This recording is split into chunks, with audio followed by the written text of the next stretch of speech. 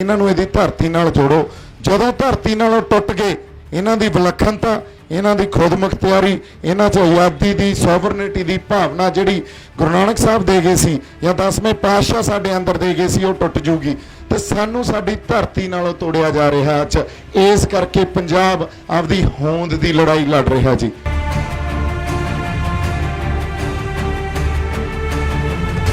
या संत जरनैल सिंह भिंडरां ने यह गल की पंजाब तो साडे पानियां नूं खोया जा रहा, तो साडे ते हमेशा ही वखवादी अतवादी या साडे ते दोष लगते रहे भी ये तो खालिस्तानी आ।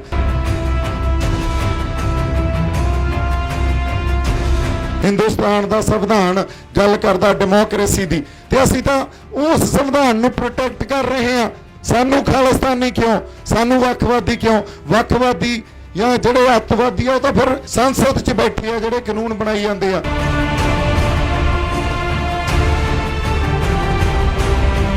ਇੱਕ ਗੱਲ ਦੀ ਸਪਸ਼ਟਤਾ ਰੱਖਣੀ ਜ਼ਰੂਰੀ ਆ, ਇਸ ਵੇਲੇ ਹਿੰਦੁਸਤਾਨ ਦੀ ਹੁਕਮਰਾਨ, ਹਿੰਦੁਸਤਾਨ ਦੀ ਸਰਕਾਰ ਨਾਲ ਸਾਡੀ ਲੜਾਈ ਆ।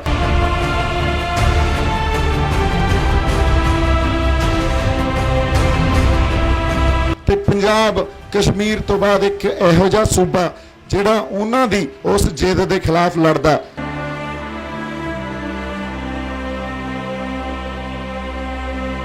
ਉਹ ਧਾਰੀ ਬੈਠੇ ਆ ਪੰਜਾਬ ਨੂੰ, ਇਹਨਾਂ ਦੀਆਂ ਜ਼ਮੀਨਾਂ ਨਾਲ, ਇਹਨਾਂ ਦੀ ਧਰਤੀ ਨਾਲ ਖੋਰ ਦੋ, ਇਹਨਾਂ ਦੀਆਂ ਰੂਹਾਂ ਨੂੰ ਖੋਰ ਦੋ, ਤੇ ਜੇ ਇੱਕ ਵਾਰੀ ਸਾਡੇ ਪੈਰ ਉਖੜ ਗਏ ਮੁੜ ਕੇ ਸਾਡੇ ਕਿਤੇ ਪੈਰ ਨਹੀਂ ਲੱਗਣੇ।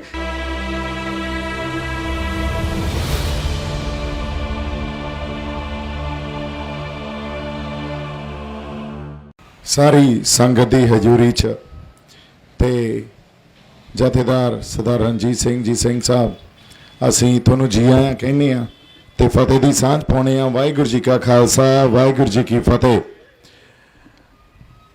हमेशा इतिहास च कुछ शख्सियतां इहो जिहियां हुंदियां जिहड़ियां सानूं प्रेरणा ते सेध दिंदियां जां जिन्हां तों असीं प्रेरणा ते सेध लैंदे आ। कुछ शख्सियतां हुंदियां जिन्हां दी बुत परस्ती कीती जांदी आ, पर इतिहास की शख्सियत जिन्हां नूं मान सन्मान दिता जांदा है साडे दिलां च वसदी आ, वो हमेशा प्रेरणा ते सेध देऊगी सानूं।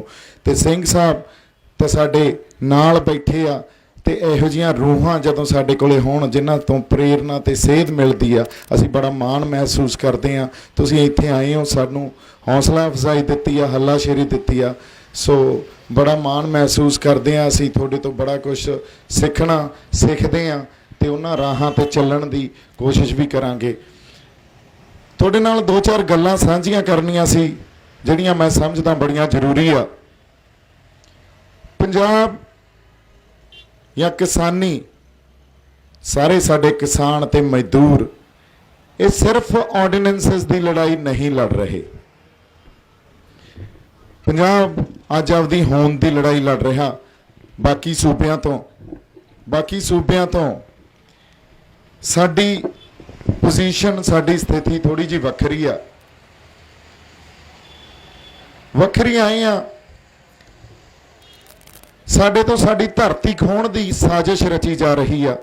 हालांकि ये साजिश पिछले 40, 50, 60 या 70 सालों तो रची जा रही आ, पर हुण प्रतख रूप च साडे सामने आ गई आ। एक रूप उहदा तुसीं साडे नाल गल्लां करके गए हो, सानूं ये गल साडे नाल साझी कीती आ। प्रवास बहुत वड्डा मसला पंजाब लई। प्रवास क्यों हो रहा? असीं उन्हां हालातां नाल हजे तक मुखातम ही नहीं होए। साडी कोई यूनीवर्सिटी, किसी विद्यक अदारे ने, किसी बुद्धिजीवी ने इस ते गल ही नहीं की। इत्थों साडे साडे समाज का बनतर भी जिथे असीं पहुँच चुके हैं वो समझ आ जाती है। साडे प्रवास लगातार सानू साडी धरती नालों तोड़ रहा, साडियां जड़ां नालों तोड़ रहा। उस तरह सरकार या सरकारां दियां समय समय तो सरकारां दियां नीतियां ने सानू साडी धरती नालों ते साडे फलसफे नालों तोड़िया।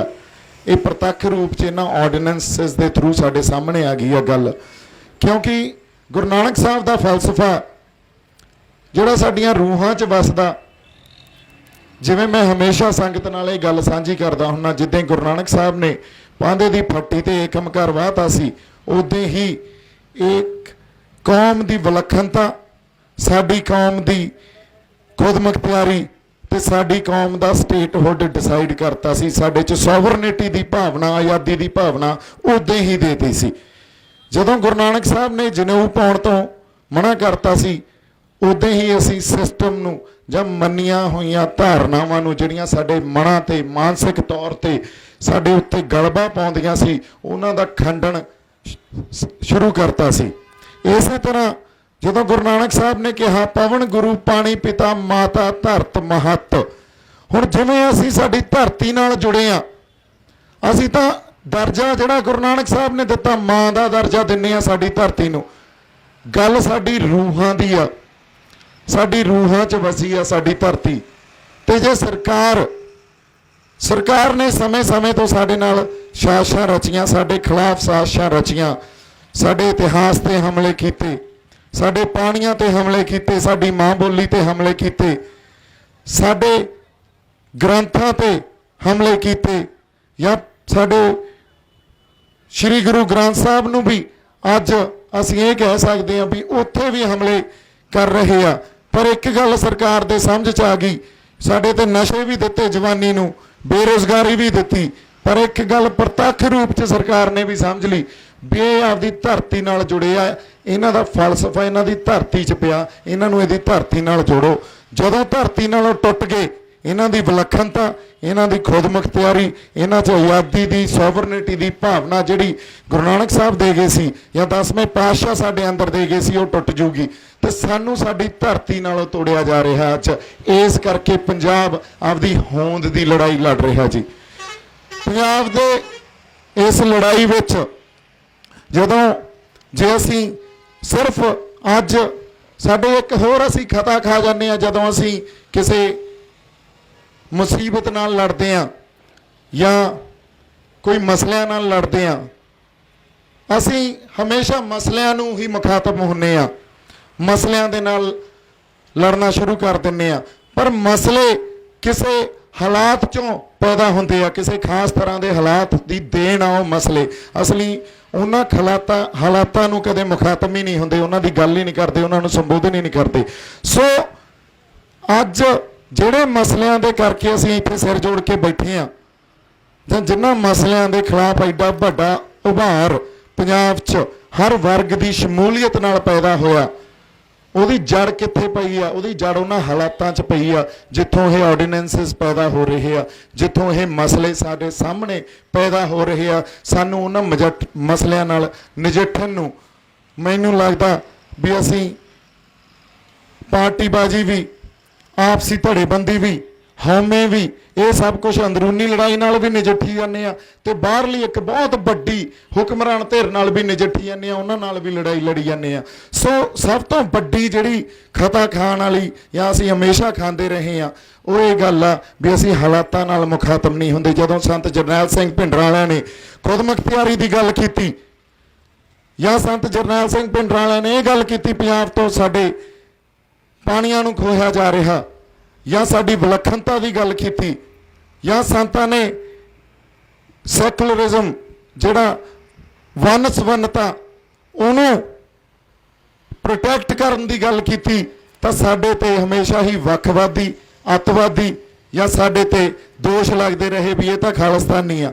ਜੇ ਝਾਰਖੰਡ 'ਚ ਬੈਠਾ ਸ਼ਿਬੂ ਸੁਰੀਨ ਇਹ ਗੱਲ ਕਰਦਾ ਵੀ ਖੁਦਮੁਖਤਿਆਰੀ ਸਟੇਟ ਕੋਲੇ ਹੋਣੀ ਚਾਹੀਦੀ ਆ, ਝਾਰਖੰਡ ਦੇ ਜਿਹੜੇ ਨੈਚੁਰਲ ਰਿਸੋਰਸਿਸ ਆ, ਕੁਦਰਤੀ ਉਹਨਾਂ ਕੋਲੇ ਜਿਹੜੇ ਤੱਤ ਆ, ਉਹਨਾਂ ਨੂੰ ਸਰਕਾਰ ਨੂੰ ਨਹੀਂ ਖੋਣਾ ਚਾਹੀਦਾ, ਤੇ ਉਹ ਹੌਲੀ ਹੌਲੀ ਉੱਥੇ ਖੇਤਰੀ ਪਾਰਟੀ ਬਣਾ ਕੇ CM ਬਣ ਜਾਂਦਾ।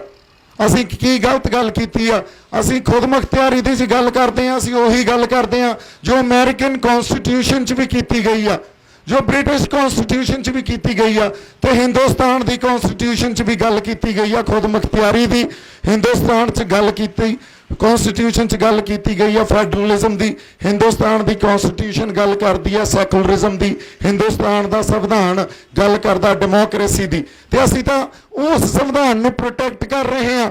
ਸਾਨੂੰ ਖਾਲਿਸਤਾਨੀ ਕਿਉਂ? ਸਾਨੂੰ ਵੱਖਵਾਦੀ ਕਿਉਂ? ਵੱਖਵਾਦੀ ਜਾਂ ਜਿਹੜੇ ਅੱਤਵਾਦੀ ਆ ਉਹ ਤਾਂ ਫਿਰ ਉੱਥੇ ਸੰਸਦ 'ਚ ਬੈਠੇ ਆ, ਜਿਹੜੇ ਕਾਨੂੰਨ ਬਣਾਈ ਜਾਂਦੇ ਆ, ਜਿਹੜੇ ਕਿਸਾਨਾਂ ਦੀ ਗੱਲ ਨਹੀਂ ਸੁਣ ਰਹੇ, ਮਜ਼ਦੂਰਾਂ ਦੀ ਗੱਲ ਨਹੀਂ ਸੁਣ ਰਹੇ। ਸੋ ਜਦੋਂ ਅਸੀਂ ਲੜਾਈ ਲੜਨੀ ਆ। ਅੱਜ ਸਾਡੀ ਇਹ ਕੌਮ ਦੀ ਲੜਾਈ ਆ, ਪੰਜਾਬ ਦੀ ਲੜਾਈ ਆ, ਪੰਜਾਬ 'ਚ ਰਹਿੰਦੀ ਹਰ ਉਸ ਰੂਹ ਦੀ ਲੜਾਈ ਆ ਜਿਹੜੀ ਪੰਜਾਬ ਦੀ ਹੋਂਦ ਖਾਤਰ ਲੜ ਰਹੀ ਆ, ਜਾਂ ਪੰਜਾਬ ਦੇ ਧਰਤੀ ਖਾਤਰ, ਸਾਡੇ ਲੋਕਾਂ ਖਾਤਰ ਆਪਦੇ ਦਿਲਾਂ ਅੰਦਰ, ਆਪਦੇ ਰੂਹਾਂ ਅੰਦਰ ਦਰਦ ਸਾਂਭੀ ਬੈਠੀ ਆ। ਸਾਡੀ ਲੜਾਈ ਇੱਕ ਗੱਲ, ਅਸੀਂ ਜਿਵੇਂ ਮਿਸਲ ਦੌਰ 'ਚ ਮਿਸਲਾਂ ਮਤਾਂ ਪਗਾ ਲੈਂਦੀਆਂ ਸੀ, ਆਪਸੀ ਮਤਭੇਦ, ਆਪਸੀ ਵਿਚਾਰਧਾਰਕ ਵਖਰੇਵੇਂ ਹੁੰਦੇ ਸੀ, ਪਰ ਮਤਾ ਇਹ ਪਗਾਇਆ ਜਾਂਦਾ ਸੀ ਵੀ ਹੁਣ ਬਾਹਰੀ ਹਮਲਾ ਹੋ ਗਿਆ, ਬਾਹਰੀ ਹਮਲਾ ਹੋ ਗਿਆ, ਦੁਸ਼ਮਣ ਸਾਡਾ ਸਾਨੂੰ ਪਤਾ ਕੌਣ ਆ। ਉਦੋਂ ਉਸ ਵੇਲੇ ਦੀ ਹੁਕਮਰਾਨ ਧਿਰ, ਸਾਡੀ ਲੜਾਈ ਇਕੱਠੇ ਹੋ ਕੇ ਉਸ ਹੁਕਮਰਾਨ ਧਿਰ ਦੇ ਖਿਲਾਫ ਆ।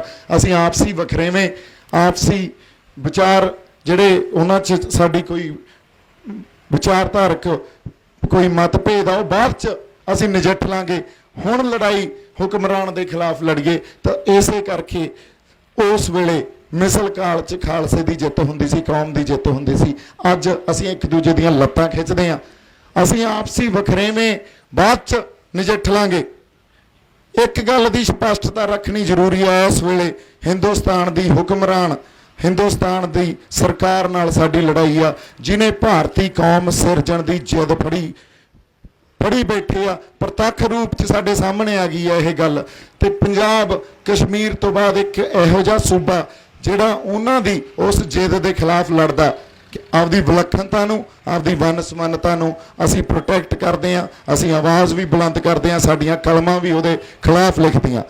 ਇਸ ਕਰਕੇ ਸਾਡੀ ਹੋਂਦ ਦੀ ਲੜਾਈ ਆ। ਉਹ ਧਾਰੀ ਬੈਠੇ ਆ ਪੰਜਾਬ ਨੂੰ, ਇਹਨਾਂ ਦੀਆਂ ਜ਼ਮੀਨਾਂ ਨਾਲ, ਇਹਨਾਂ ਦੀ ਧਰਤੀ ਨਾਲ ਖੋਰ ਦਿਓ, ਇਹਨਾਂ ਦੀਆਂ ਰੂਹਾਂ ਨੂੰ ਖੋਰ ਦਿਓ। ਤੇ ਜੇ ਇੱਕ ਵਾਰੀ ਸਾਡੇ ਪੈਰ ਉਖੜ ਗਏ, ਮੁੜ ਕੇ ਸਾਡੇ ਕਿਤੇ ਪੈਰ ਨਹੀਂ ਲੱਗਣੇ। ਇਹ ਪੰਜਾਬ ਦੇ ਲੋਕਾਂ ਨੂੰ, ਇੱਥੇ ਰਹਿੰਦੇ ਹਰ ਵਰਗ ਨੂੰ ਸਮਝਣ ਦੀ ਜ਼ਰੂਰਤ ਆ।